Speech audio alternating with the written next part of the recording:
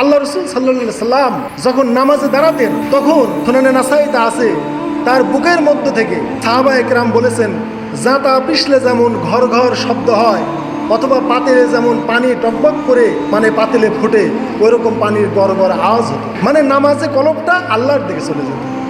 বিভিন্ন আযাব গজবের আয়াত রসুল যখন পড়তেন নামাজেই কেঁদে ফেলতেন, নামাজের মধ্যেও কাঁদতেন, নামাজের বাইরেও কাঁদতেন।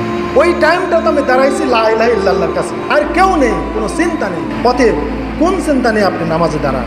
এই জন্য আল্লাহ রসুল সাল্লাল্লাহু আলাইহি ওয়াসাল্লামের বুক থেকে জাতা পিসার মতো ঘর ঘর বা পানির মতো গড় গড় টকবগে আওয়াজ তার এই কলিজা থেকে, তার বুকের ভেতর থেকে বের হয়ে আসে। সহিহ বুখারী মুসলিম এসেছে, হযরত আব্দুল্লাহ বিন মাসউদ তিনি বললেন, আল্লাহ রসুল একবার আমাকে বললেন, আমাকে কোরআন থেকে কিছু শোনাও। আমি বললাম, ইয়া রাসূলুল্লাহ কি বলেন? আপনার প্রতিই কোরআন নাজিল হয়েছে, আমি আপনাকে কোরআন পাঠ করে শোনাবো। আল্লাহ রসুল বললেন, অপরের কাছ থেকে শুনতে আমি ভালোবাসি। হযরতে আব্দুল্লাহ বিন মাসউদ তাকে কোরআন তিলাওয়াত শোনালেন, সূরা নিসা শুরু করলেন। করতে করতে যখন এই আয়াতে গেলেন, ফাকাইফা ইযা জিনা মিন কুল্লি উম্মাতিন বিশাহিদ ওয়া জিনা বিকা আলা হাউলাই শাহিদা। হে নবী, সেই দিন তোমার অবস্থা কেমন হবে যেই দিন প্রত্যেক উম্মাত থেকে আমি একজন করে সাক্ষী হাজির করব, মানে নবীদেরকে আমি ডাকবো যে তোমরা উম্মতের মাঝে তোমরা কতটুকু হেদায়েতের দাওয়াত দিয়েছো। সেই দিন তোমার অবস্থা কেমন হবে যেই দিন সকল দল থেকে আমি একটা করে আমি সাক্ষী ডাকবো। ওয়া জিনা বিকা আলা হাউলাই শাহিদা, এবং ওই সাক্ষীদের ব্যাপারে আমরা আবার তোমাকে সাক্ষী বানাবো, তোমাকে আবার সাক্ষ্য হিসাবে নিয়ে আসবো। সেই দিন তোমার কেমন অবস্থা হবে? হযরতে আব্দুল্লাহ বিন মাসউদ বললেন, আমি দেখলাম যে আল্লাহ রসুল বলছেন যে আমসিক, অথবা বলছেন হাসবুক, তুমি থেমে যাও, তুমি এখন যথেষ্ট হয়েছে, আর তুমি পাঠ করো না। এইবার আমি রাসূল সাল্লাল্লাহু আলাইহি ওয়াসাল্লামের চেহারায় তাকিয়ে দেখি তার এই দুই চোখ দিয়ে পানি গড়িয়ে পড়ছে, দৃশ্য ভেসে উঠেছে। যাহার কিয়ামতের দিন যেদিন আল্লাহ সকল নবীকে তার উম্মতের ব্যাপারে দাঁড় করাবেন, আমাকে আবার আল্লাহ ওই নবীদের ব্যাপারে সাক্ষ্য হিসাবে নেবেন, সেই দিন আমার অবস্থা কেমন হবে? ওই দৃশ্য চিন্তা করে নবী কেঁদে ফেলেছেন। যেই দিন আপনি লা ইলাহা ইল্লাল্লাহ ঠিকভাবে বুঝবেন, কোরআন ঠিকভাবে বুঝবেন, সেই দিন আপনারও নামাজে সেই দিন কান্না আসবে, চোখে পানি চলে আসবে, সেই দৃশ্য ভেসে উঠবে। আপনারা ছায়াছবি দেখে কাঁদেন, আপনারা কোনো হিটের বর্ণনা শুনলে কাঁদেন, বা ইমাম হোসেনের কারবালার কাহিনী পড়ে আপনারা কাঁদেন। কেন কাঁদেন? ওই দৃশ্যগুলো আপনাদের ভেসে আসে। কোরআনের মধ্যে এরকম অসংখ্য এরকম আল্লাহ তাআলা বিভিন্ন বিষয় বর্ণনা করেছেন, পরকালের হিসাব, জাহান্নামের আযাব, বিভিন্ন কিছু আল্লাহ বর্ণনা করেছেন। যখন এগুলো বুঝবেন, এগুলো নামাজে পড়বেন, একাই অন্তর থেকে আপনার চোখে পানি চলে আসবে।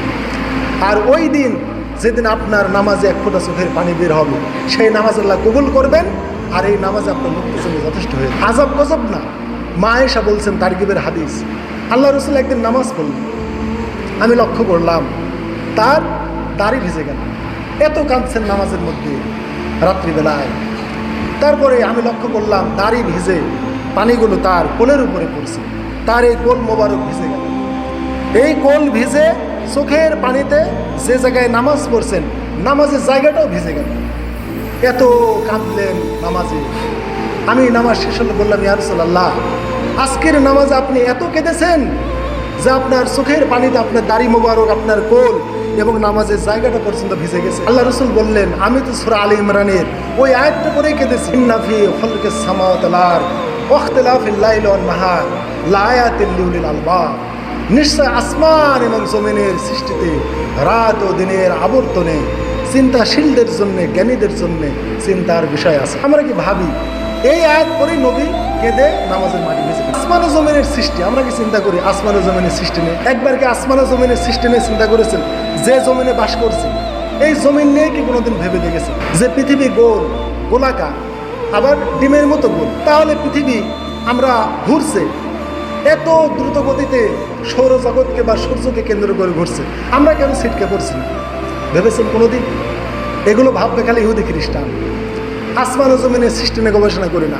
রাত ও দিনের আবর্তন, আজকে সন্ধ্যা 7টায় মাগরিবের আজান হচ্ছে, পুষ মাসে হবে 5টায়। ভেবেছেন রাত ও দিনের আবর্তন, পরিবর্তন এই কম বেশি?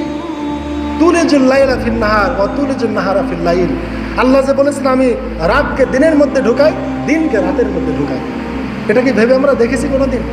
এগুলো ভেবেই তো নবী কেঁদে তার নামাজের জায়গা ভিজে ফেলেছেন। এই জন্যে বেশি পড়ার দরকার নেই। যতটুকু কোরআন পড়বেন জেনে বুঝে আজমতের সাথে অর্থ জেনে পড়েন। অন্তত নামাজে যে সূরাগুলো পড়েন জেনে বুঝে পড়েন।